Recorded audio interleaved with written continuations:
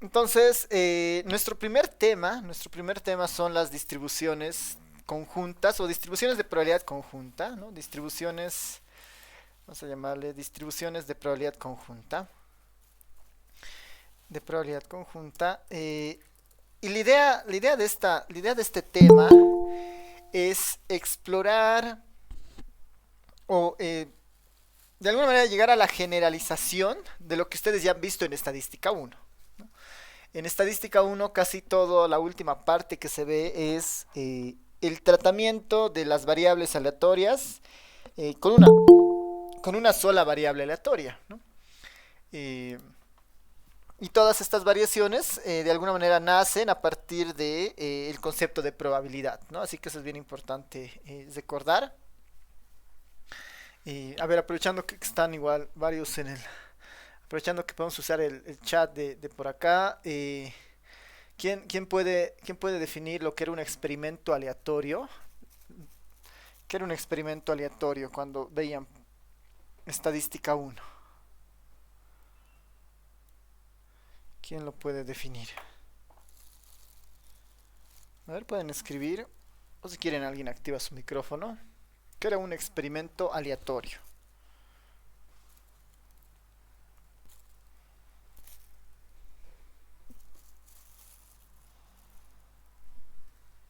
¿Alguien? Es comprobar una hipótesis, como dice su nombre, con aleatoriedad, ¿Qué dicen? ¿Qué dicen los con demás? una muestra sería, con una muestra aleatoria, con una población aleatoria. ¿Qué dicen los demás? Un experimento aleatorio.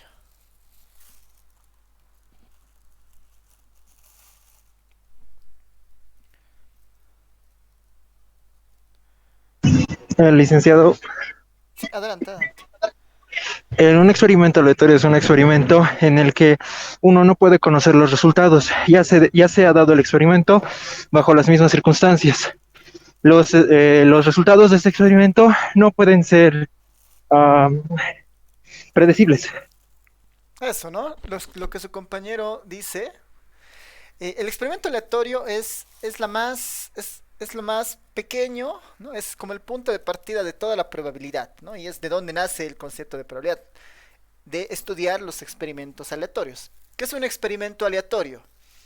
Es un proceso, ¿no? Es un proceso que se realiza, un proceso cualquiera que sea, que tiene resultados, ¿no? Es un proceso que se hace que tiene resultados, y esos resultados nosotros no los podemos predecir previamente, ¿no? Lanzar una moneda es un experimento aleatorio, porque al lanzar una moneda nosotros no sabemos exactamente si saldrá cara o cruz, ¿no? Ese es un experimento aleatorio. El lanzar una moneda es un experimento aleatorio que tiene por detrás los posibles resultados, cara o cruz, ¿no? Otro experimento aleatorio será, no sé, ¿cuántas horas dormiré el día de hoy, digamos, ¿no? ¿Cuántas horas dormiré el día de hoy? Es un experimento aleatorio porque no tenemos certeza de cuántas horas efectivamente vamos a dormir, ¿no? Tenemos algunas nociones, algunas ideas, pero no sabemos cuánto es, ¿no? Es un experimento aleatorio, ¿no? Es un proceso que tiene resultados, tiene una serie de resultados de los cuales desconocemos lo que va a suceder, ¿no? Por eso es interesante estudiarlos, porque si bien es cierto, no sabemos qué es lo que va a suceder, tenemos mucha información atrás, ¿no? Cuando nosotros lanzamos una moneda, sabemos que puede salir cara o cruz. Si lanzamos un dado, sabemos que puede salir del 1 al 6, digamos, si es un dado de los normales. Eh, ¿Cuánto tiempo tardaría en llegar al monobloc de la UMSA? ¿No? Sabemos que ese tiempo, si lo mido en minutos, ¿no? Estará igual en un rango determinado. ¿No? Ese es un experimento aleatorio. Normalmente nosotros estudiamos los experimentos aleatorios y su comportamiento en lo que es la probabilidad. Tratamos de darle cierta certidumbre, digamos, ¿no? ¿Cuál es la posibilidad de sacar cara o cruz? Uno dice un medio porque hay una de dos posibilidades, ¿no? Eso en probabilidad seguramente lo han visto como los eventos que tenían equiprobables, por ejemplo, ¿no? Los espacios equiprobables. Y cada evento, cada experimento aleatorio, al ser aleatorio y no tener certeza de lo que va a ocurrir, sí sospechamos lo que podría suceder. O sea, sí tenemos sí sabemos lo que, de alguna manera, el rango de posibilidades sí las conocemos, ¿no? Al lanzar un dado, sabemos que puede ser del 1 al 6, ¿no? Cuando jugamos cartas, digamos, ¿no? Cuando se juega el póker y nos reparten las cartas, tenemos una noción de qué puede venir, en el sentido de que sabemos que la baraja de cartas tiene números del 1 al 10 y tiene después figuras, ¿no? Tenemos cierta información, ¿no? La configuración de esos resultados posibles, ¿no? Tenía un nombre. ¿Cuál era el nombre de los resultados posibles de un experimento aleatorio?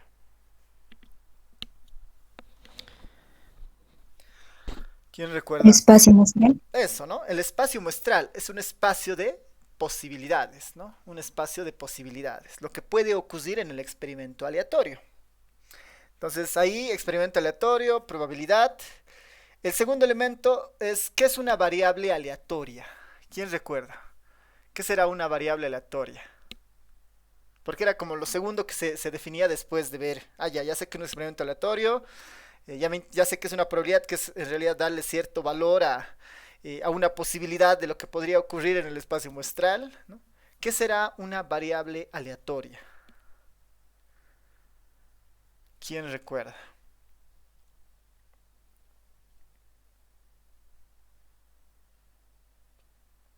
Una variable aleatoria, ¿cómo la definirían?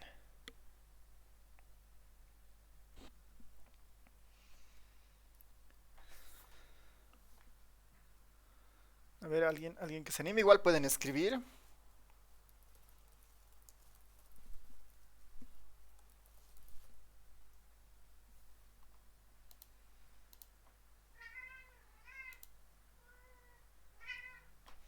¿Quién se anima? Es una función que asigna un número real a cada resultado del espacio muestral. Ya, es una función, es un valor que se asigna a la misma, ya. A ver, lo que decía su compañera es clave, ¿no? Porque es la primera definición básica de una variable aleatoria. Es una función, dice, es una función. ¿Qué hacía una función en matemática, en cálculo 1 o en álgebra? ¿No? Es como una máquina donde metes algo y sale algo, ¿no ves? Es como un sistema, ¿no? Tú metes algo, sale algo. Una variable aleatoria no es nada más que una función, ¿no? ¿Una función sobre qué? ¿No? Una función donde entre el espacio muestral, los eventos, lo que puede suceder, y devuelve, ¿no? Devuelve o refleja de alguna manera un valor, si quiere, ¿no? La principal diferencia o la principal característica de las variables aleatorias es que ya las variables aleatorias son numéricas, ¿no? Son números como tal, ¿no? Ya no hablamos de probabilidad de cara o sello, sino hablamos, por decir, la probabilidad de uno, la probabilidad de que sea mayor a 5, menor a 5. Ya estamos en un campo exclusivamente numérico que ha sido obtenido mediante este proceso de la función, ¿no? Donde a cada evento, ¿no? Le asignaba un número, ¿no? Según la definición de la variable aleatoria, y cada uno de esos números configuraba su propia probabilidad de selección, ¿no? Dada el valor de la variable aleatoria, ¿no? Entonces, una variable aleatoria es una función que transforma los eventos de la probabilidad y nos da una forma funcional de una variable numérica completamente, ¿no? Y como es una variable numérica, esta podía ser discreta, podía ser continua. Según la naturaleza de esta variable, tiene ciertas propiedades, tiene su propia función de probabilidad, su función de distribución, tiene su esperanza, su varianza, que es información de la variable aleatoria para resumirla de alguna manera, ¿no? Es información que nos sirve para resumir esa variable aleatoria. Una variable aleatoria puede ser continua o discreta, ¿no? La diferencia es muy sencilla. Lo discreto se puede contar, ¿no? Yo puedo contar 1, 2, 3, 4, ¿no? ¿Cuál es la probabilidad de que salga 1? ¿Cuál es la probabilidad de que sea menor a 5? ¿No? Perdón, ¿cuál es la probabilidad de que sea 4 o que sea 5, ¿no? Al hacer algún experimento? Lo discreto yo siempre lo puedo contar, ¿no? Es la característica principal de lo discreto. Lo continuo, yo no puedo contar, yo no puedo, en lo continuo, imaginarse una recta real, ¿no? En la recta real, ¿cuál es el número siguiente al 3, digamos, ¿no? En la recta real, el siguiente número al 3, pues no lo podemos definir como tal por la naturaleza infinita de los números reales, ¿no? No es que el inmediato del 3 es el 4, ¿no? En los números naturales o enteros será el 4, pero el siguiente al 3 en los números reales, pues no hay un número siguiente, ¿no? Esa es la idea de la continuidad, ¿no? Y esas eran las variables continuas, ¿no? Esas eran las variables continuas. De manera muy rápida, lo discreto se resolvía con una sumatoria y lo continuo se resumía con una integral. Porque en el fondo la probabilidad, en el caso de lo continuo, era el área debajo de una curva, ¿no? Y esa área se la aproximaba con una integral. Y en lo discreto, bueno, básicamente uno tenía una probabilidad asignada a cada posible valor de la variable aleatoria, ¿no? Ya, entonces, para recordar rápidamente esas características, ¿no? En el caso univariado se tenía una variable aleatoria, que ya sabemos es una función que trata de modelar un experimento aleatorio, pero basado en una definición numérica, ¿no? Es un número como tal. Hemos dicho que esta variable aleatoria, ¿no? En su definición más amplia, esta puede ser es un número real en realidad, ¿no? Este es un número real en su naturaleza más amplia. A ver, déjenme ver si se puede esto corregir así. Ahí está, ¿no? En su naturaleza más amplia, esta variable aleatoria es parte de los reales, ¿no? Es una variable, está definida en los reales. En su naturaleza un poco más específica, ya podríamos pensar que pueden ser casos discretos o casos continuos, ¿no? A esta variable aleatoria, ¿no? Se le asignaba una función de distribución que normalmente se le escribe como una f mayúscula, una función de distribución, y una función de densidad, ¿no? Una f minúscula. Ambas distribuciones tienen su correspondencia en lo discreto y en lo continuo, ¿no? Tanto si la x es discreta o continua, estas funciones de probabilidad y estas funciones de densidad o estas funciones de distribución tienen esa característica, ¿no? Por ejemplo, en el caso discreto, ¿qué es lo que sabíamos, ¿no? Que a cada valor, ¿no? A cada valor de una variable aleatoria, ¿no? Se le asigna una probabilidad, ¿no? A cada valor de una variable aleatoria se le asigna una probabilidad, de tal manera que la suma de todos los posibles valores, es decir, la suma en el recorrido de las variables x, eso por un axioma de la probabilidad, eso siempre da igual a 1, ¿no? Ese es un axioma de la probabilidad. Esto pasaba en el caso discreto, ¿no? En el caso discreto, esta probabilidad de x igual a x modelaba, ¿no? O trata de modelar la probabilidad, ¿no? De que la variable x tome un valor particular x minúscula, ¿no? Por temas de notación en estadística, normalmente a las mayúsculas se las considera variables, las variables aleatorias como tal, y a las minúsculas se las denomina como las realizaciones, ¿no? La realización. ¿Cuál es la probabilidad de que la variable aleatoria tome un determinado valor x minúscula, ¿no? Si yo sumo todos los posibles resultados, es decir, si yo recorro todo el espacio muestral de la variable aleatoria, eso siempre da igual a 1, ¿no? Ese es un axioma de la probabilidad, ¿no?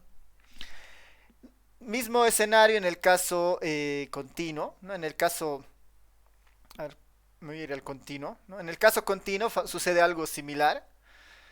Yo tengo una función, en este caso como es una variable continua, ¿no? Como es una variable continua. En el caso discreto, como son números que puedo contar, 1, 2, 3, 4, ¿no? Estas probabilidades se asocian a cada uno de los posibles conteos que yo tenga, ¿no? Y si agrupo todo eso, tengo pues mi función de probabilidad de la variable aleatoria.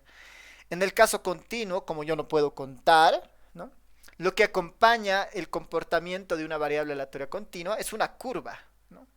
Esta f de x hace referencia a una curva que modela la probabilidad, ¿no? De la variable aleatoria x en este caso, ¿no? Esta f de x es una curva, ¿no? Tiene la forma de una curva. ¿Y cuál es la condición para que esta sea una función de probabilidad? ¿No? Que la integral en el recorrido de recorrido de la variable aleatoria, es decir, en todo el espacio, ¿no? que cubre donde estaba definida esta f de x, en todo ese espacio la integral debería ser igual a 1, ¿no? En el fondo se está calculando el área debajo de la curva f y esa área debe ser igual a 1 para mantener el axioma de probabilidad, ¿no? Eso pasaba en el caso univariante. La f de x o esta probabilidad de x igual a x, ¿no? Son en el fondo las funciones de densidad, ¿no? Son las funciones de densidad. Funciones de densidad en el sentido de que modelan o tratan de modelar el comportamiento de un experimento aleatorio definido a partir de una variable aleatoria, ¿no? Y las funciones de distribución, ¿no? La f mayúscula, ¿no? Tanto en el caso continuo o en el caso discreto, lo único que trataban de, o lo único que tratan de hacer es mostrar una especie de acumulación de probabilidad hasta un determinado punto, ¿no? En el caso discreto, ¿qué era la función de distribución? ¿No? La función de distribución acumulada también que se le llama, ¿no? Es la acumulación de probabilidad, ¿no? La probabilidad de que la variable aleatoria alcance un valor menor o igual a t. Eso es equivalente a sumar todas las probabilidades anteriores o iguales a t, ¿no? Es una probabilidad, o la función de distribución lo que trata de modelar es eso, ¿no? La acumulación de probabilidad. Obviamente acá cuando, si t es infinito, ¿no? Digamos, si t fuera infinito, esto siempre converge a 1, ¿no? Porque es lo que me dice, si yo sumo todas las probabilidades hasta el infinito, eso siempre tiene que estar acotado por el tamaño de todas las probabilidades posibles, que es en este caso sería igual a 1, ¿no? O la probabilidad de menos infinito, ¿no? Que era una propiedad que eso igual era a 0, por ejemplo, ¿no? Cuando no sumo nada, no estoy observando ningún tipo de valor en la variable aleatoria, eso es igual a 0, ¿no? Entonces ahí había varios propiedades, ¿no? En el caso continuo sucede algo similar, ¿no? En el fondo es la idea de tener una función de distribución, es calcular una probabilidad a un determinado punto, ¿no? Una cota superior t, digamos, ¿no? Y dado que la probabilidad en términos de lo continuo es una integral, esto se resolvía simplemente como una integral, ¿no? De menos infinito hasta el punto t de la función de densidad, ¿no? Función de densidad. Si esto tenía una forma, si esto se puede integrar, ¿no? Ya teníamos una función de distribución claramente definida, ¿no? Si eso se puede integrar, tenemos una función de distribución claramente definida que nos puede ayudar después a calcular muchas probabilidades, ¿no? Esa era la idea un poco de estadística 1. Por notación o por nombre, para nosotros siempre la f minúscula o la que trata de modelar las probabilidades de la variable aleatoria, esa es función de densidad, ¿no? Esta es nuestra función de densidad. Y las f mayúsculas son nuestra función de distribución, ¿no? Función de densidad, función de distribución. Función de densidad, función de distribución. En el caso discreto incluso este puede ser función de probabilidad o función de densidad y función de distribución, la mayúscula, ¿no? Por un tema de notación, ¿no? Por un tema de notación más que todo. Por un tema de notación y de darle un poco un nombre homogéneo, ¿no? Que normalmente hay en los textos de estadística, ¿ya? Eso es lo que hemos visto, bueno, lo que se ha visto en estadística 1, en esta parte inicial, ¿no? Ahora, después toda la parte final de estadística 1 se basaba en estudiar particularidades en las variables aleatorias, ¿no? ¿Qué tal si la X proviene de un experimento de éxito y fracaso, ¿no? Eso se podía modelar con una Bernoulli. ¿Qué tal si es una sucesión, una suma de experimentos de éxitos y fracasos, ¿no? Esa es una binomial, ¿no? Cosas que suceden en un determinado espacio de tiempo, ¿no? Esa era una Poisson, ¿no? El comportamiento de la estatura en ciertos grupos y algo, ya esas se podían modelar, por ejemplo, con distribuciones como la normal, ¿no? Y eran estudiar esas funciones especiales que les podemos llamar, ¿no? Que de alguna manera ya daban una cierta forma a esta función de probabilidad, ya sea en el caso discreto, o a esta función de densidad en el caso continuo, le daban una forma, ¿no? Si se acuerdan, la distribución normal tiene una forma de campana, la distribución exponencial, ¿no? Tiene su forma de exponencial. ¿Y por qué era importante estudiar esas funciones? Porque modelaban situaciones cotidianas, ¿no? De varias áreas de trabajo. Y a veces, ¿no? Si nosotros podemos hacer, ¿no? Mediante la observación de la información que nos llegue, verificamos que los datos que estoy observando parece que se comportan como una binomial, ¿no? Si yo puedo, si yo puedo confirmar eso, ¿no? Si yo puedo confirmar que mis datos, ¿no? Los datos que estoy observando se comportan como una distribución de las que se han visto en estadística 1, es mucho más fácil utilizar la distribución binomial que ya está definida y tiene sus propiedades, que estudiar los propios datos, ¿no? Porque si confirmo que los datos se comportan como una binomial con estas características, pues estudio a la binomial con esas características, y ya no tanto énfasis en los datos, ¿no? Y eso es bien útil, ¿no? Y eso es bien útil porque me facilita mucho el tiempo, dado que estas funciones claramente ya están definidas y tienen sus diferentes características, ¿no? Esta es un poco la idea de esas funciones, que normalmente en estadística se las conocen como funciones paramétricas, ¿no? Son funciones que establecen ciertos parámetros para su funcionamiento, ¿no? Aquí podemos poner un poco esto como un recordatorio, ¿no? Recordar que las funciones, ¿no? Las funciones de probabilidad estudiadas en estadística 1. Recordar que las funciones de probabilidad estudiadas en estadística 1 son funciones útiles, ¿no? Son funciones útiles cuando es posible vincular, ¿no? Vincular su comportamiento a los datos, ¿no? Vincular su comportamiento a los datos.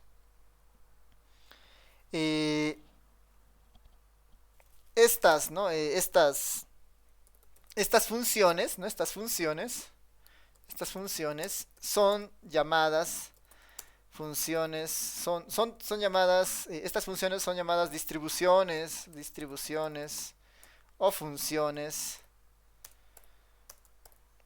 o las funciones paramétricas.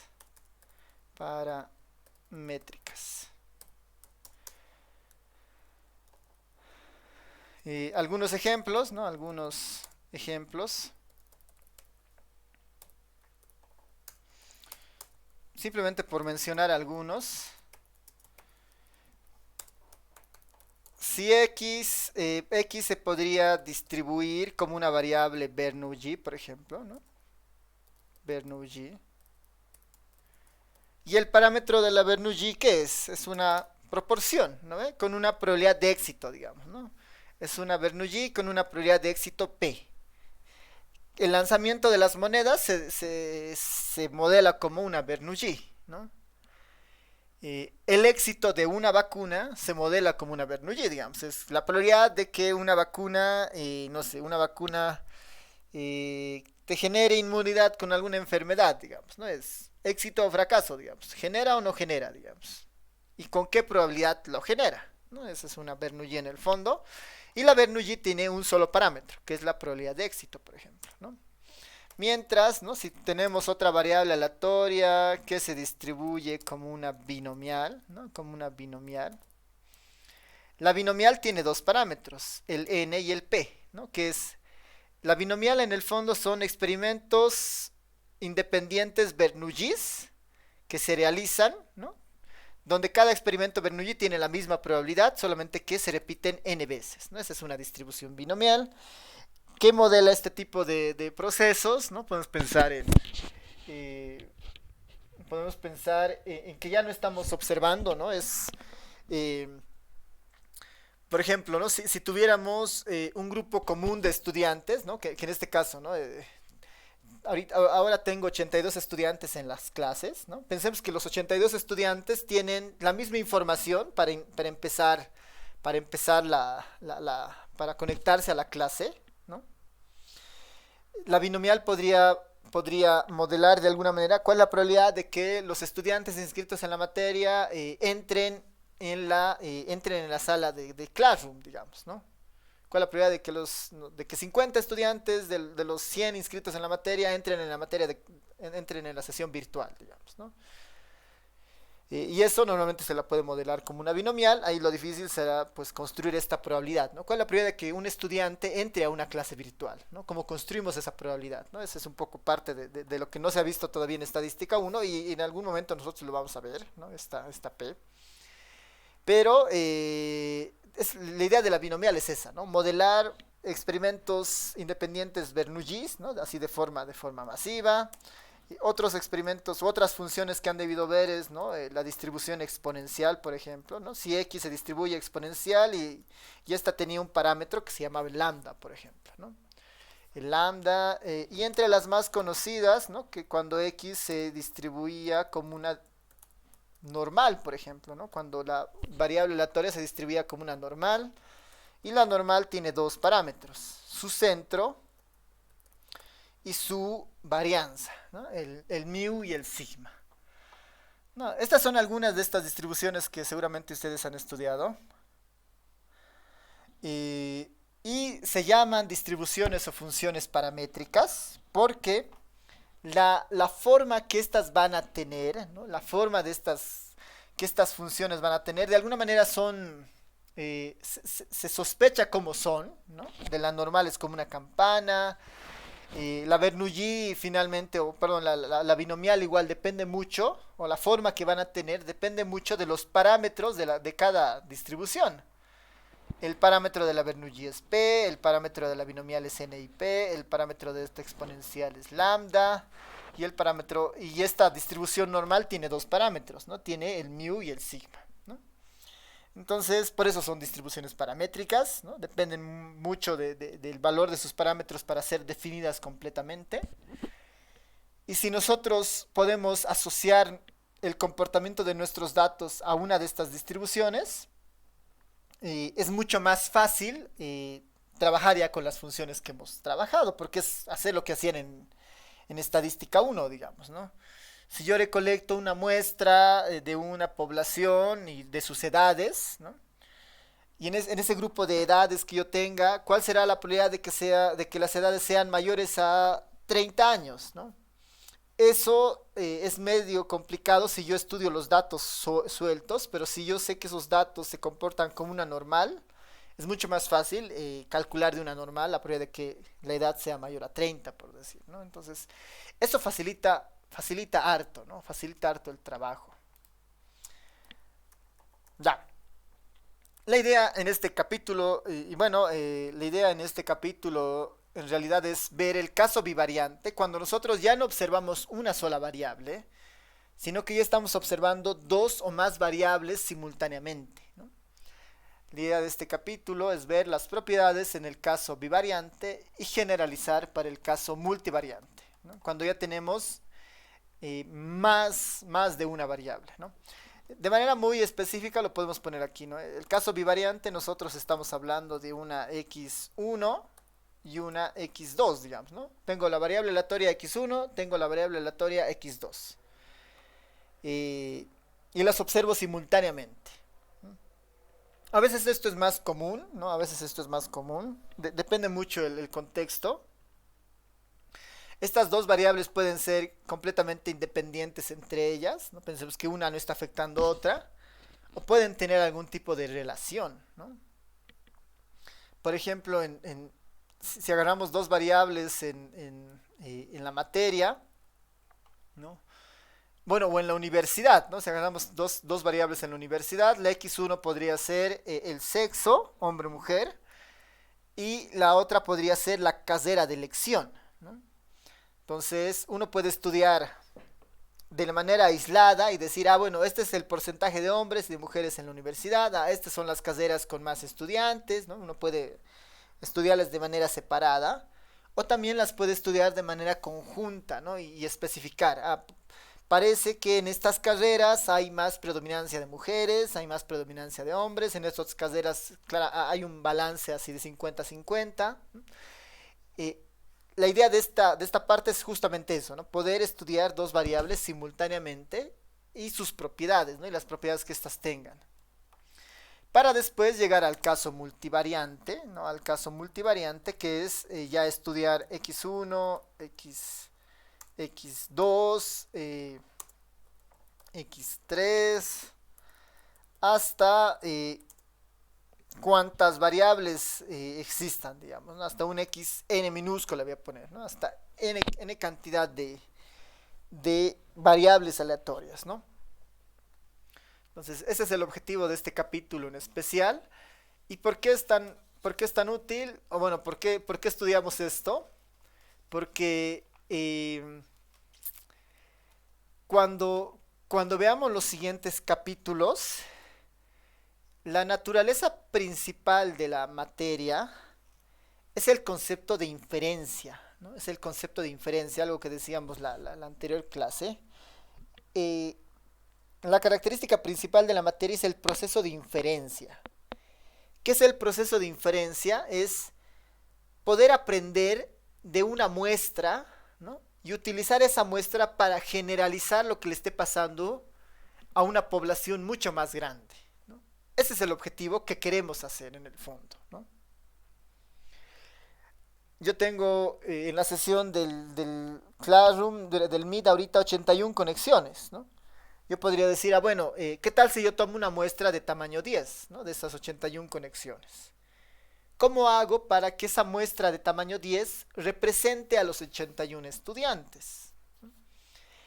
De eso tenemos que convencernos de que existen métodos que sí pueden hacer ese criterio de representatividad y cuáles son cuál es la teoría que respalda poder hacer eso, digamos, ¿no? Poder utilizar muestras para decir algo de un todo, ¿no?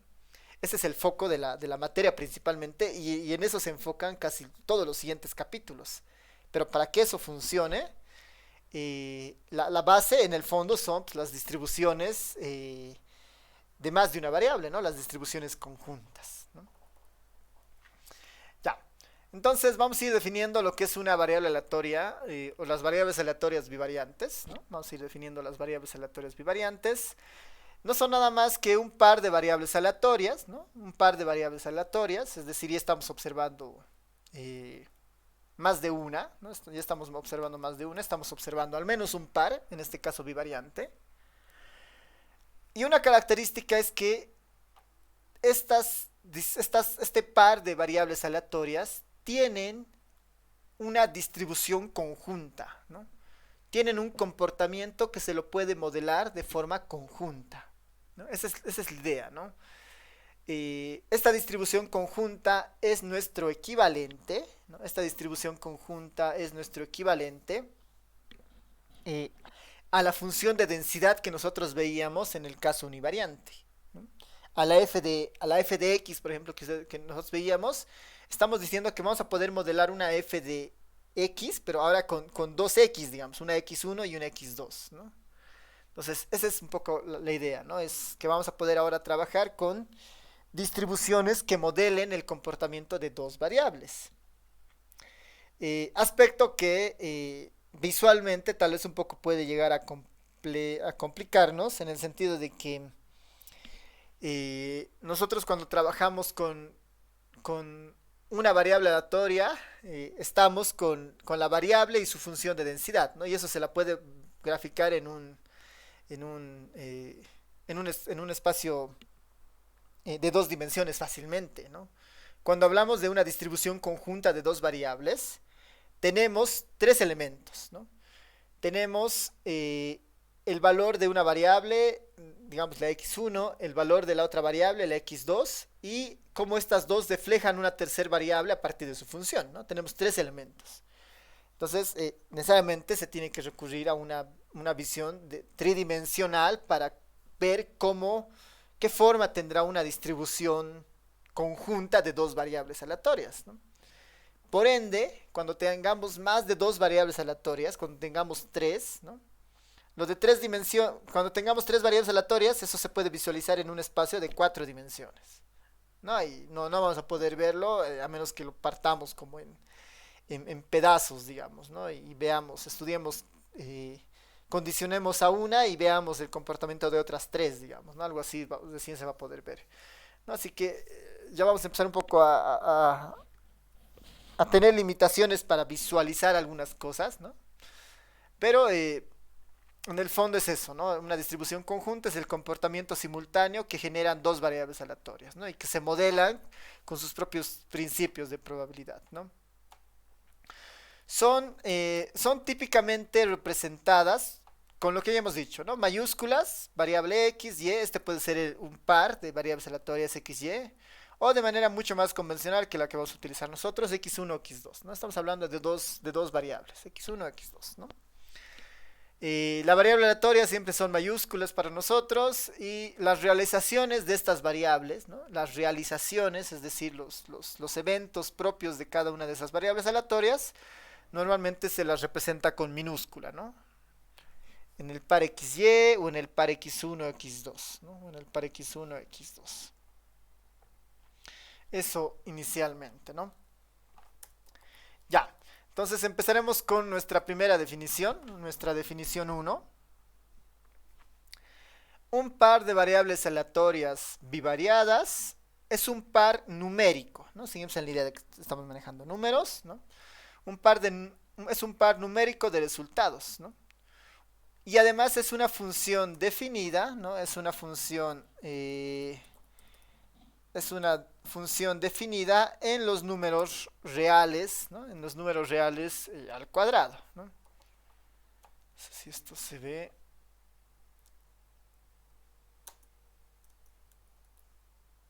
Ya, ahí, ¿no?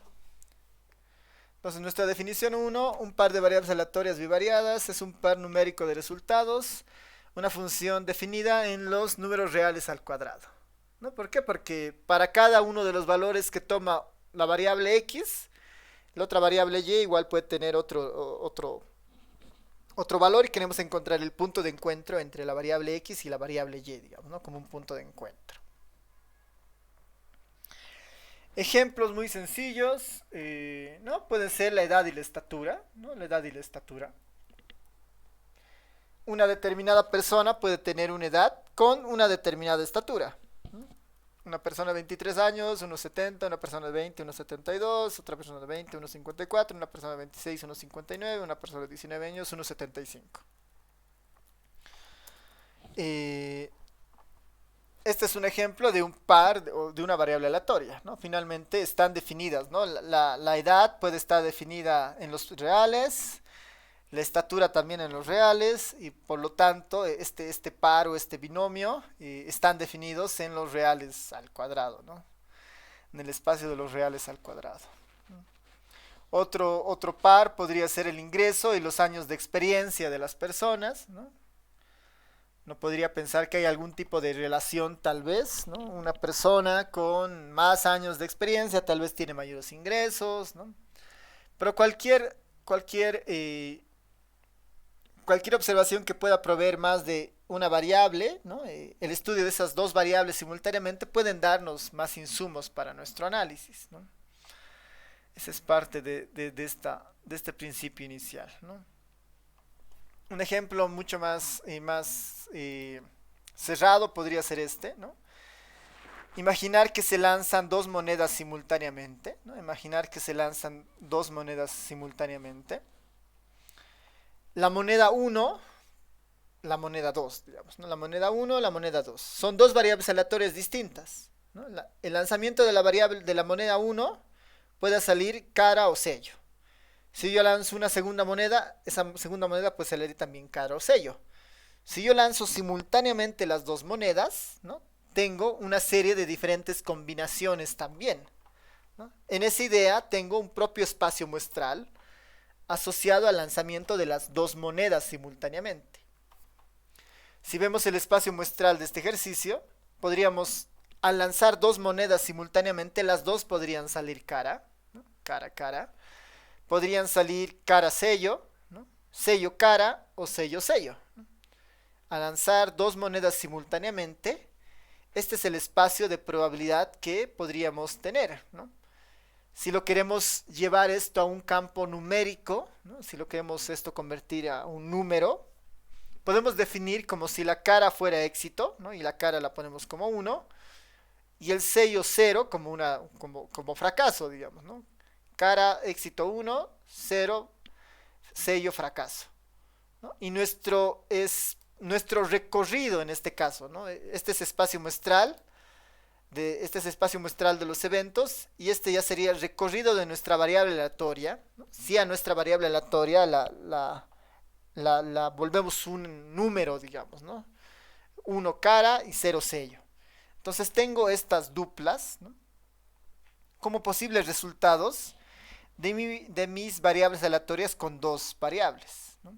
Si X modela la moneda 1 y Y modela la moneda 2, y ambas las identificamos, 1 como éxito, ¿no?, si sale cara, y 0 si sale sello y como fracaso, ¿no? Entonces los posibles resultados serán 1, 1, ¿no?, éxito, éxito, éxito, fracaso, fracaso, éxito, fracaso, fracaso. De este pequeño ejemplo ya hemos podido armar un espacio muestral, por ejemplo, ¿no? Ya hemos podido armar un espacio muestral de los eventos y también el recorrido de las variables aleatorias, ¿no? El recorrido de las variables aleatorias. Entonces, hasta este punto es muy parecido a lo que uno ve en estadística 1, ¿no? Solo que ahora estoy estudiando dos variables simultáneamente, ¿no? Solo que hasta ahora estoy estudiando dos variables simultáneamente. Ya. No sé si hasta aquí hay preguntas, comentarios. ¿Todo bien?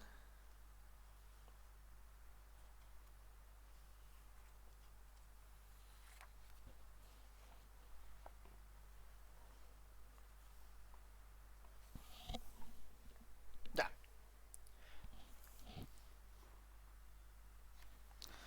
Súper. Entonces,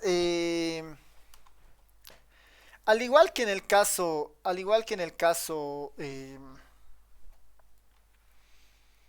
univariante, ¿no? Al igual que en el caso univariante, nosotros podemos definir la función de distribución bivariada, ¿no? La función de distribución bivariada, y también podemos definir la función de densidad bivariada, ¿no? Podemos definir tanto la función de densidad como la función de distribución bivariada. Y tienen prácticamente casi las mismas, bueno, tienen básicamente las mismas propiedades, ¿no? Tienen las mismas propiedades que en el caso univariante, ¿no? Tienen las mismas propiedades que en el caso univariante. A ver si está lo discreto.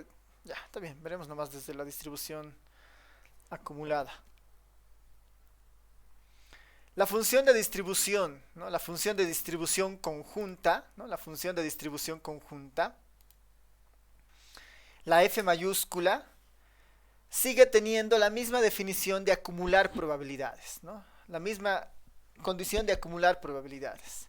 Y esta función de distribución conjunta se le escribe como F mayúscula de XY es equivalente a la probabilidad, ¿no?, de que X grande sea menor o igual a un X pequeño y que Y sea menor o igual a un Y pequeño, ¿no?, que es la misma definición en el caso univariante, solo que ahora tengo dos variables que simultáneamente tienen que cumplir esta condición para tener la función de distribución conjunta, ¿no? Bueno, finalmente esta es nuestra notación guía. Esto también implica, ¿no?, calcular el espacio que conjuntamente, ¿no?, garantiza estos dos sucesos, ¿no?, de que X sea menor o igual a X y además Y sea menor o igual a Y, ¿no? Eso es lo que nos habla. Las propiedades que tiene esta distribución, esta función de distribución conjunta, ¿no?, son similares al caso univariante, ¿no? Para empezar, aquí podemos tal vez poner algunas.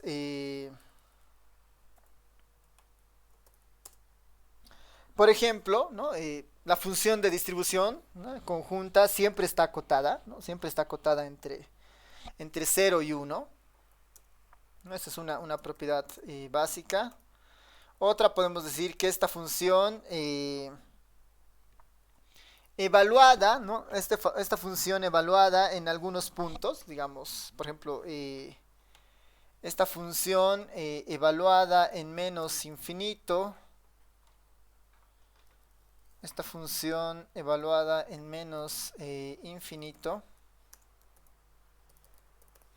En menos infinito tanto en la x como en la y, ¿no? Evaluada en infinito tanto en la x como en la y, alcanza la cota mínima. Y lo mismo sucede cuando lo definimos en los valores más altos, ¿no? En f infinito infinito, eso es igual a 1, ¿no? Alcanzan las cotas en esos dos espacios, ¿no? En esos dos momentos. ¿No? Detrás de esto la prueba es un tema de límites, como han debido ver en estadística 1, que en el fondo es que muestra, ¿no? Que nuestra función de distribución acumulada, en este caso la función de distribución conjunta, está acotada, ¿no? Está acotada entre 0 y 1, ¿no? A ver, más que un ejemplo en esta parte, vamos a ver otra cosa.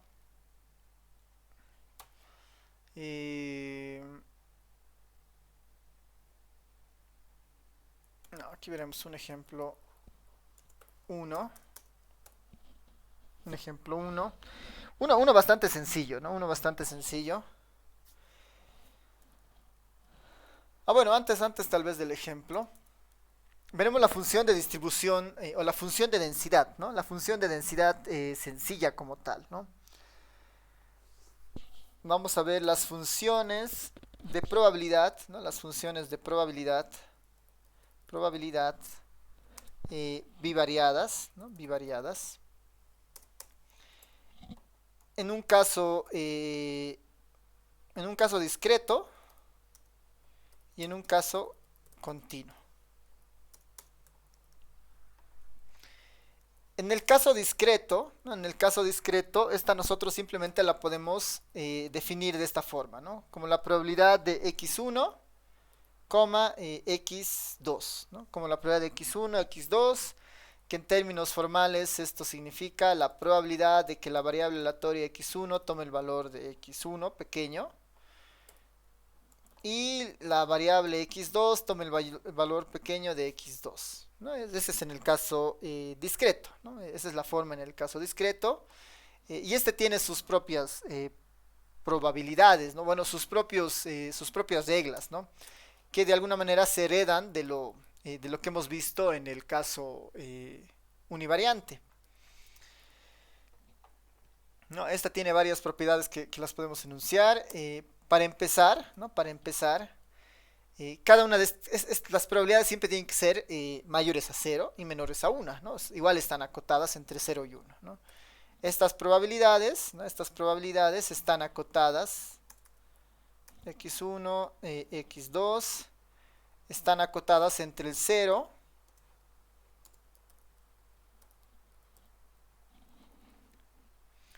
estas están acotadas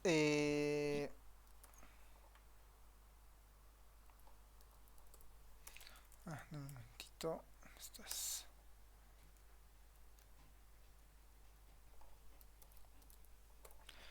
están acotadas entre el 0 y están acotadas entre el 1, ¿no? Cada una de las probabilidades están acotadas entre el 0 y el 1.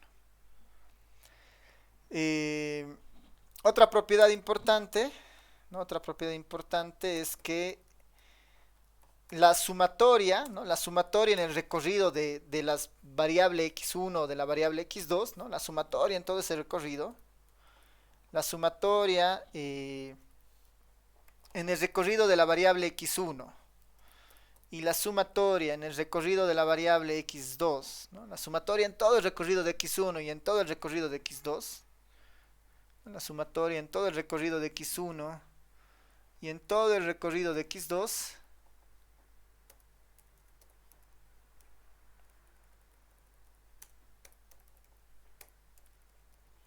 ahí, ¿no? La sumatoria en todo el recorrido de x1 o en todo el recorrido de x2 de la función de probabilidad, ¿no? de esta probabilidad de x1 con x2, ¿no? Si yo sumo todas esas probabilidades, esto igual debería ser igual a 1, ¿no? Esto igual debería ser igual a 1. Ya, algunos textos, esta probabilidad la escriben de esta forma, ¿no? x1, x2. Algunos textos de algunos textos de estadística hacen un poco esta diferenciación, ¿no? Entre la escritura, ¿no? Algunos utilizan una P, otros utilizan PR de probabilidad, y en otros textos utilizan esta pi, ¿no? Para hacer referencia a lo discreto, ¿no? La pi hace referencia exclusivamente al caso discreto. Como estamos viendo, se cumplen donde estamos viendo se cumplen las características básicas de una función de probabilidad, ¿no? Está acotada entre 0 y 1. Además, en todo su recorrido, la sumatoria vale 1. Lo voy a poner mejor así para que se vea mejor. Ya, ¿no? Si utilizamos la otra notación, esto sería algo así, ¿no? Las probabilidades discretas siempre están entre 0 y 1, contenidas. Y la sumatoria de estas probabilidades en todo su recorrido, ¿no? En el recorrido de x1 y de x2, siempre es igual a 1, por ejemplo, ¿no? Eso siempre se va a cumplir en el caso de las distribuciones bivariadas también, ¿no? Son propiedades heredadas de alguna manera del caso univariante. En el caso continuo sucede algo muy similar. Nosotros tenemos ahora una función de densidad conjunta. Tenemos una función de densidad conjunta, ¿no?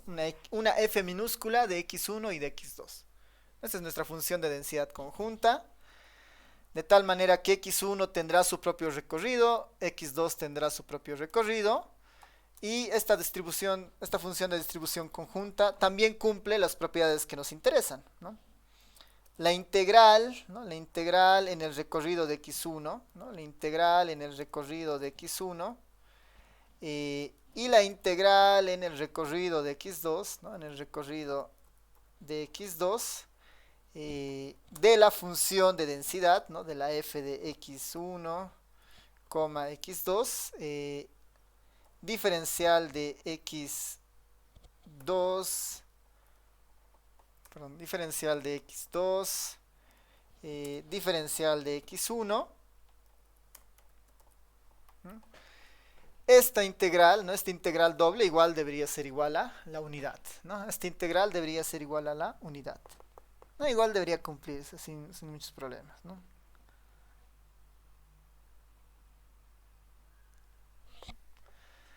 Entonces estamos casi en el mismo escenario que la estadística univariante, ¿no? Estamos exactamente en el mismo escenario que la estadística univariante. Ya, entonces, a ver, un ejercicio para ustedes muy... Bueno, un ejemplo, bueno, más que ejemplo va a ser un ejercicio para que ustedes practiquen. Sea la siguiente función, ¿no? Sea la siguiente función de densidad, ¿no? Sea la siguiente función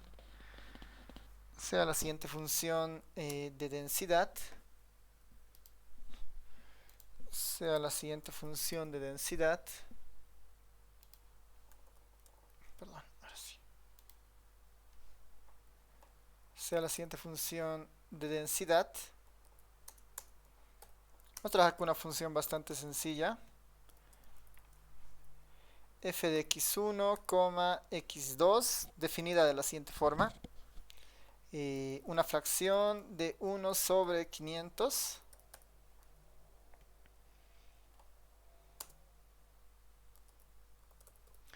Definida de la siguiente forma, ¿no? Definida para la x1, ¿no? La x1 se mueve entre 0 y 0,25 o un cuarto, ¿no?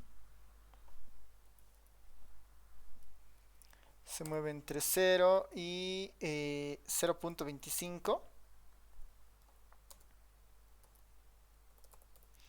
Y la x2 se mueve entre 0 y 2000, ¿no? Y esta otra se mueve entre 0 y 2000. La x2, ¿no?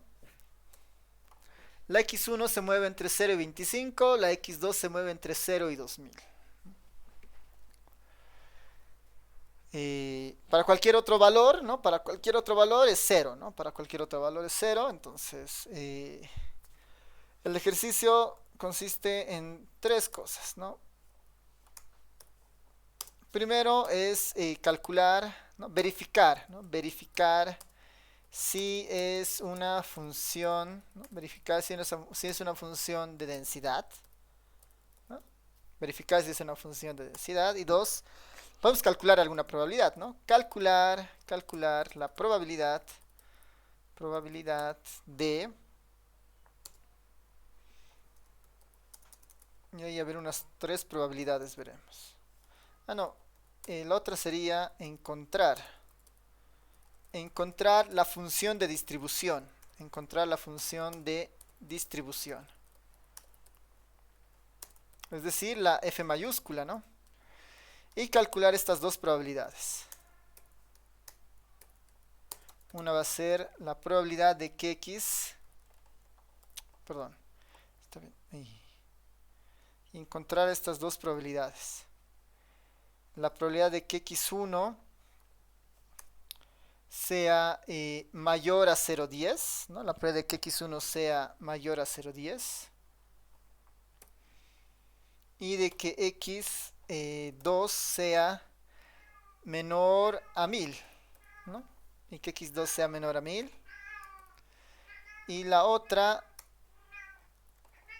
una más sencilla, la probabilidad de que x1 sea igual a 0,1 y x2 sea menor a 500. Ese que sea nuestro ejercicio. ¿Ya?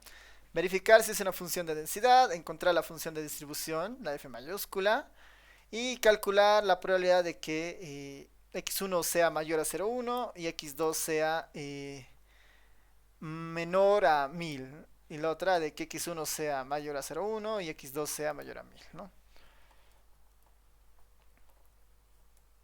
Esto lo voy a poner como ejercicio para que se vea mejor así.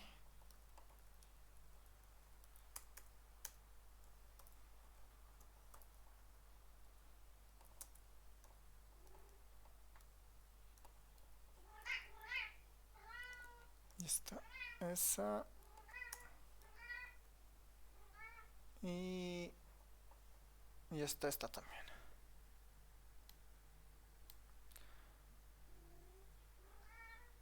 Ya, ahí está el ejercicio entonces, ¿no?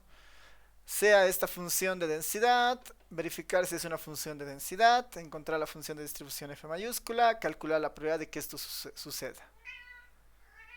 Ya, nos daremos unos 10 minutos hasta 3 y 15 minutos, ¿no? 5 minutos para cada uno.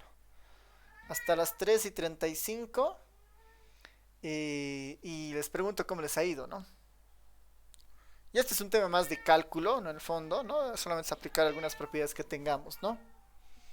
Así que, a ver, si alguien tiene la respuesta antes, ¿no? Lo puede ir poniendo en el chat, digamos, ¿no? De la 1, si es, no es, de la 2, esta es la forma, y de la 3, estas son las probabilidades. ¿Ya? Así que, adelante. Les vuelvo a preguntar, 3:35, ¿cómo les ha ido?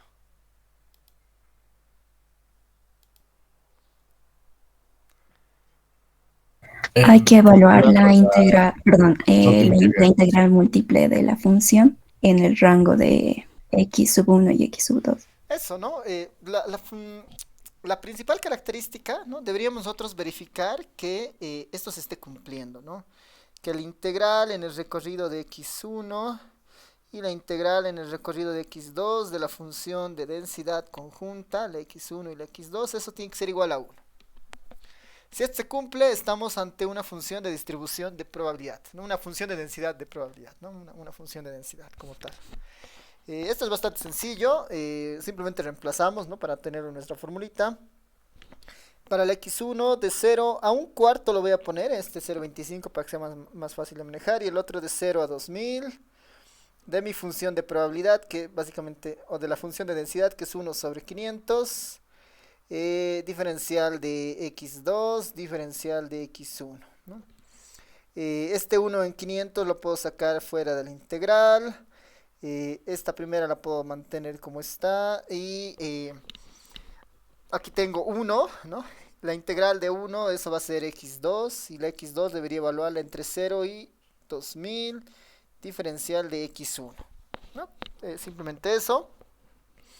Este 1 en 500 la voy a dejar que esté ahí.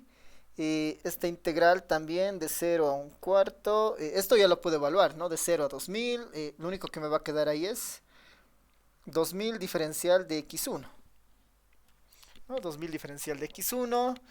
Ese 2000 lo puedo sacar afuera. 2000 entre 500 se va a volver eso 4. Y aquí me voy a quedar como 0, un cuarto, 1 diferencial de x1, ¿no? Algo así. Y esto va a ser 4. La integral de esto básicamente simplemente va a ser x1, ¿no? X1 evaluada de 0 a un cuarto.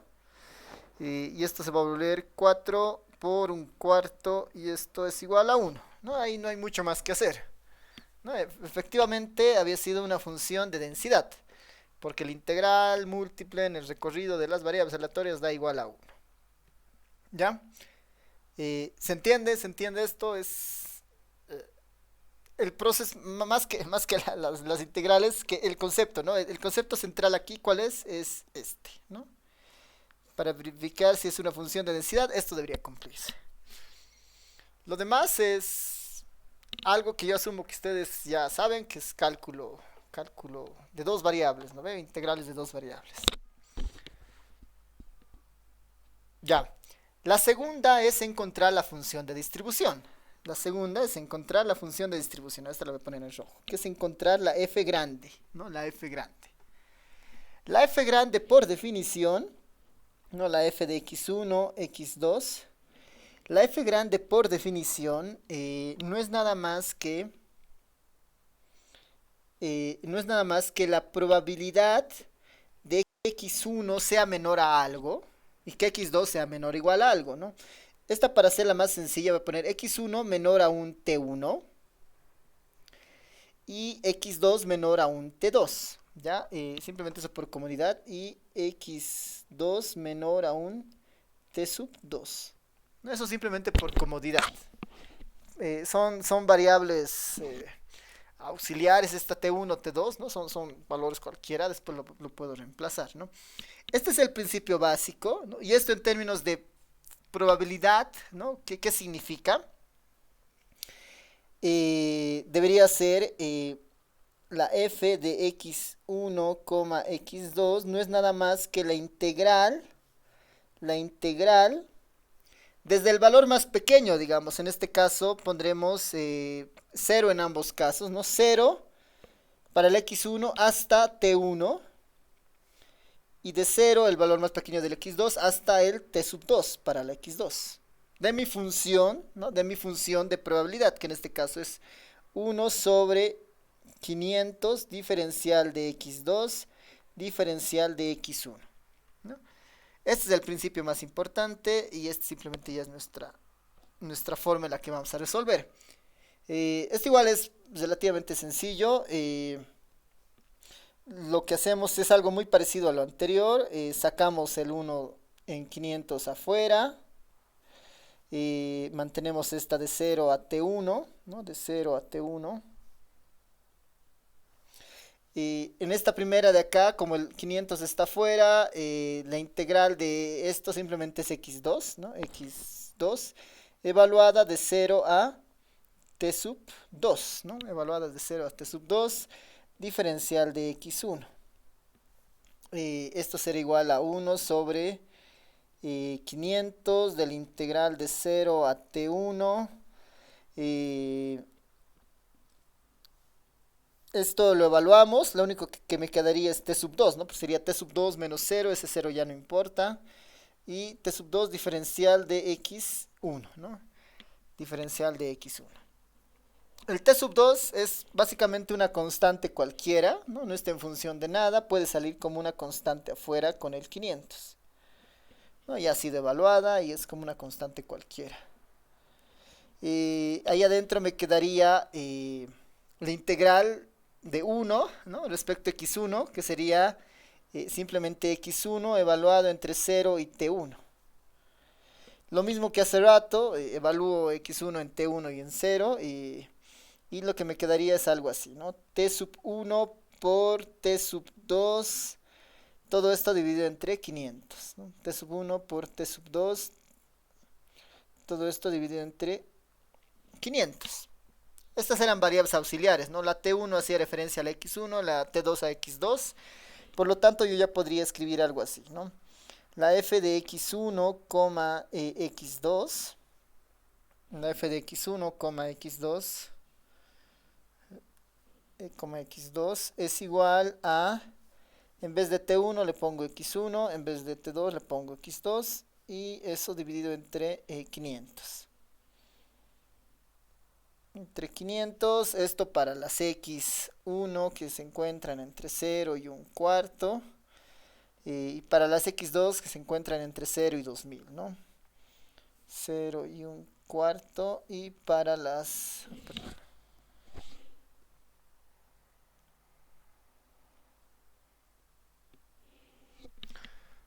Denme un momentito, se pone siempre un poco lento cuando utilizo esta pizarrita. Un cuarto, y la x2 se mueve entre 0 y 2000, ¿no? 0 y 2000. Y ya está, ¿no? Esta sería nuestra respuesta de acá. Y la parte más importante de esto es la propiedad, ¿no? La propiedad que estamos utilizando. Y la propiedad que estamos utilizando principalmente es esta, ¿no? La que le hemos enunciado al inicio, ¿no? Esta de acá. Esta es nuestra propiedad más importante. Ya. ¿Preguntas, dudas hasta acá?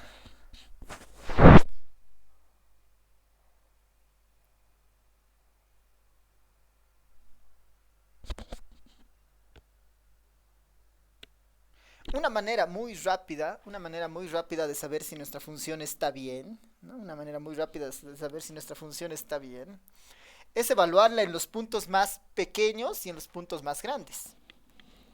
Si yo evalúo f en los valores más pequeños, en 0 y en 0, f evaluada en 0 y en 0, la respuesta debería ser también 0. Debería ser la probabilidad más pequeña que hay. La probabilidad más pequeña en nuestro concepto de probabilidad es el 0, ¿no ven?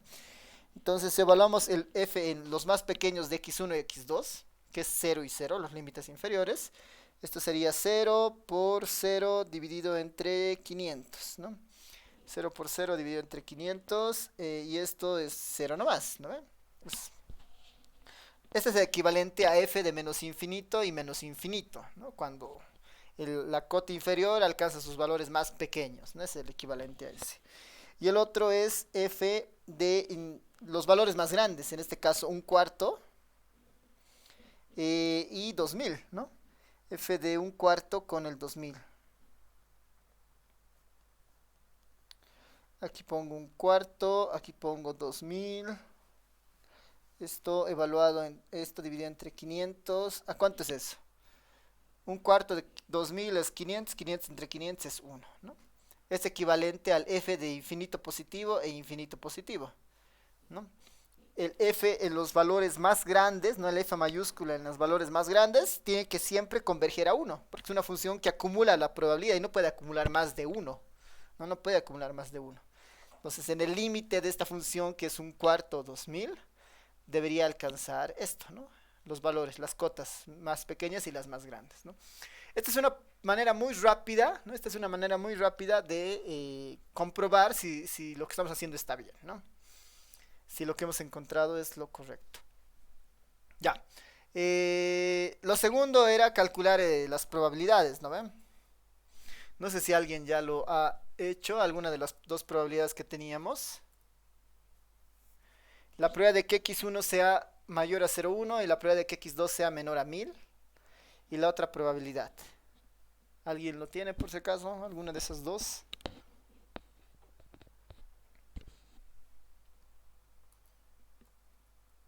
A ver, lo haremos conmigo. Lo haremos conmigo. Una de estas dos. A ver, volviendo ahí. Eh, la probabilidad, nos piden la probabilidad de que x1 sea mayor a 0.1, ¿no? La probabilidad de que x1 sea mayor a 0.1. Está cargando esto. Y x2 sea menor a 1000, ¿no? Esa probabilidad nos piden, esa probabilidad. En el fondo, como estamos en el caso continuo, esto es una integral, ¿no? Esta es una integral. x1 del valor 0,1, como no está acotado hacia arriba, sabemos que el x1 se mueve hasta 0,25, hasta un cuarto. Perdón. Entonces esto se va hasta un cuarto. Y x2 dice menor a 1000. Sabemos que el x2 está acotado por abajo por 0. Para que sea una función de probabilidad, ¿no? Fue una función de probabilidad. Entonces estaba de 0 a 1000, ¿no? De 0 a 1000. De 0,1 a un cuarto, porque son los límites, ¿no? De 0 a 1000, ¿no? ¿De qué? De mi función de probabilidad, 1 sobre 500, diferencial de x2, diferencial de x1.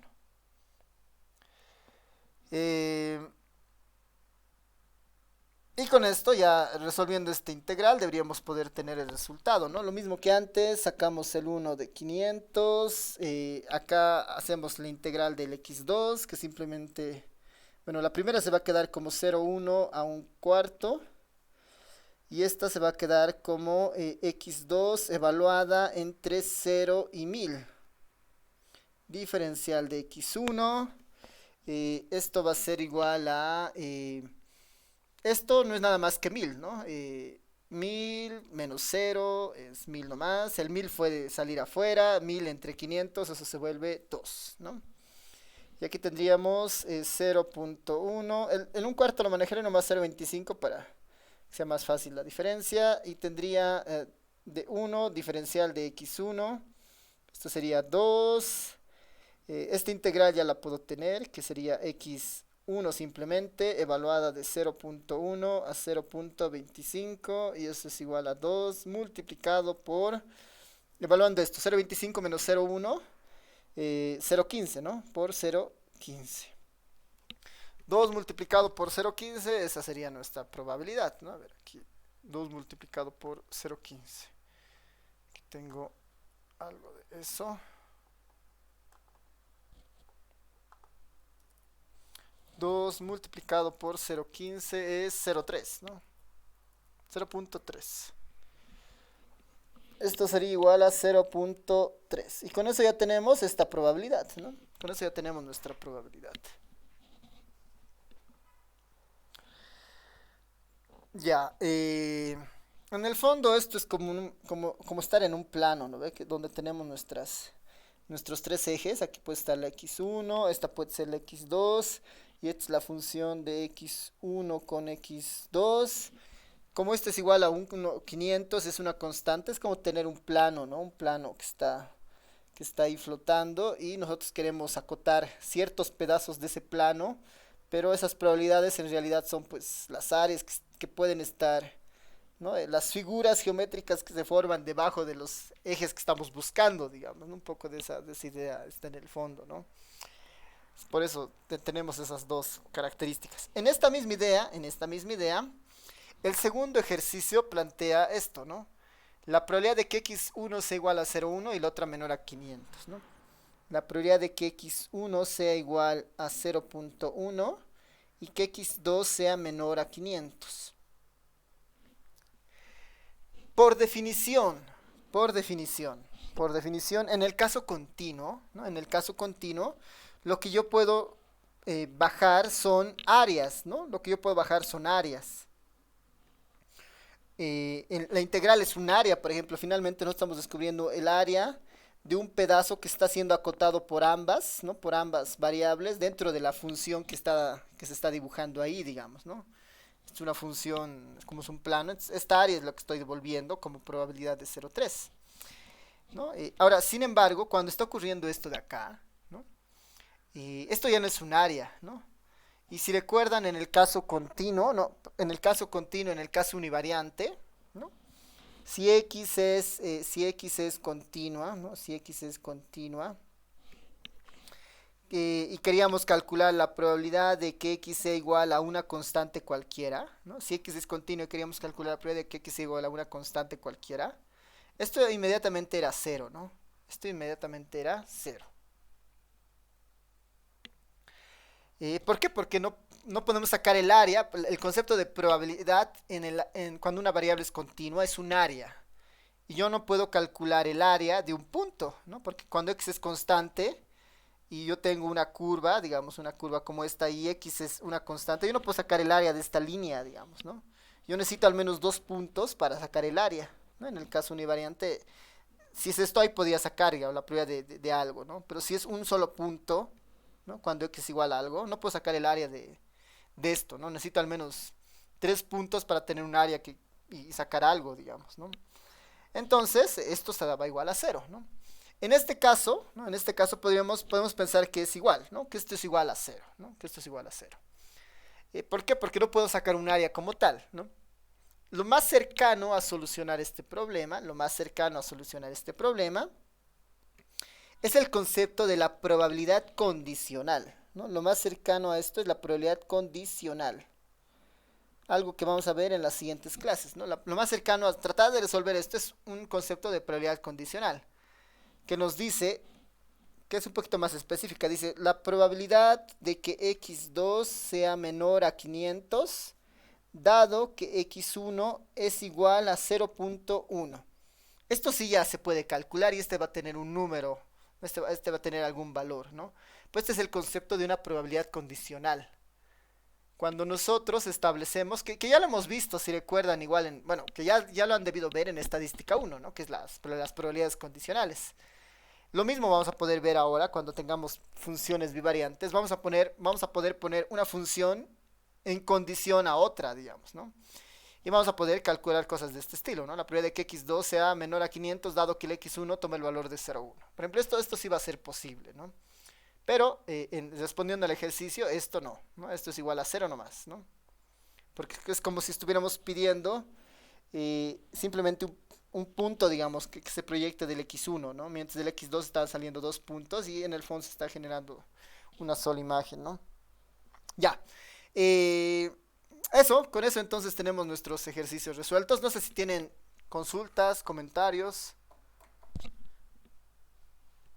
Licenciado, una consulta. ¿Está grabando la clase? Sí, se está grabando. Gracias. Ya, súper. A ver, entonces ya...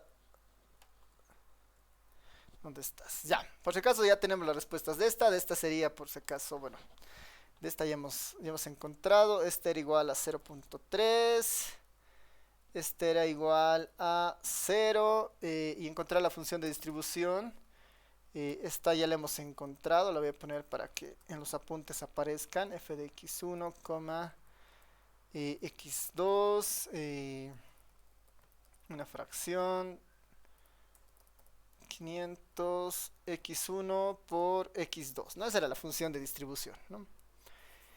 Ya, entonces, como ven, son conceptos muy familiares, algo que se ha visto en estadística 1, ¿no? Así que es un poco de recordar las cosas que se han visto en estadística 1. Ya la siguiente clase vamos a ver varios conceptos adicionales, como la esperanza condicional, marginales, condicionales e independencia, ¿no? Esas son ya más características propias de las variables aleatorias de más de una variable, que nos deberían ya dar una ayuda hacia los siguientes temas, ¿no? Ya, entonces con eso vamos a terminar la clase de hoy, y nos estaríamos viendo el día miércoles, ¿no? Súper, entonces, gracias más bien por su atención. No sé si tal vez alguna pregunta, comentario. ¿Todo bien? El video por si acaso lo voy a subir. Normalmente yo subo las clases los fines de semana, ya porque tengo algunas materias más que doy. Entonces, casi el fin de semana, ¿no? Entre viernes y sábado, recién subo las clases grabadas a la YouTube, ¿no? Así que eh, tengan un poco de paciencia para que aparezca la clase grabada también, ¿no? Para que lo puedan revisar el fin de semana, ¿no? Ya, listo. Nos vemos entonces. Ah, ya, si sé algo del auxiliar.